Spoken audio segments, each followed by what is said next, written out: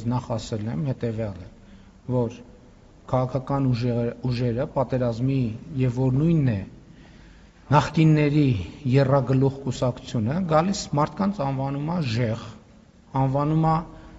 շունուշանգյալ, անվանում է բոշա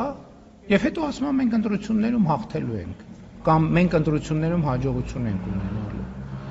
Եվ ես մտածեմ, որ այդ ուժերը կարող են ընտրություններում հաջողություն ունենալ եւ նրանք դրանով մարտահրավեր են նետում Հայաստանի Հանրապետության քաղաքացիներին։ Այսպիսով իրենք պիտակարավորելով իրենց պոտենցիալ ընտրողներին որպես այդպեսին։ Եվ ես ասում եմ, չեմ կարող նախ Հայաստանի Հանրապետության բոլոր քաղաքացիներին կոչ եմ անում իրենց քաղաքական դիրքորոշմամբ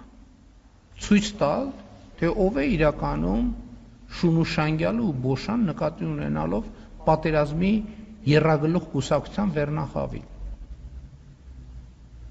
Եվ այո, շատ անհարգալից կլինի իմ կողմից, եթե ես մտածեմ, որ Հայաստանի Հանրապետությունում կան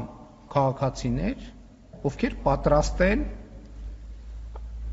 պատերազմի եռագլուխ կամ որ նույնն է նախկինների եռագլուխ կուսակցության ներկայացուցիչների մարտահրավերը կուլ տալ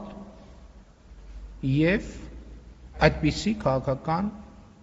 ընտրություն կատարել։ Ընդդիմությունը մենակ այդ երեքը չեն, էլի ընդդիմություններ կան, որոնք ոչ ժեխ են ասում, ոչ շունուշանգյալ են ասում եւ ընդհանրապես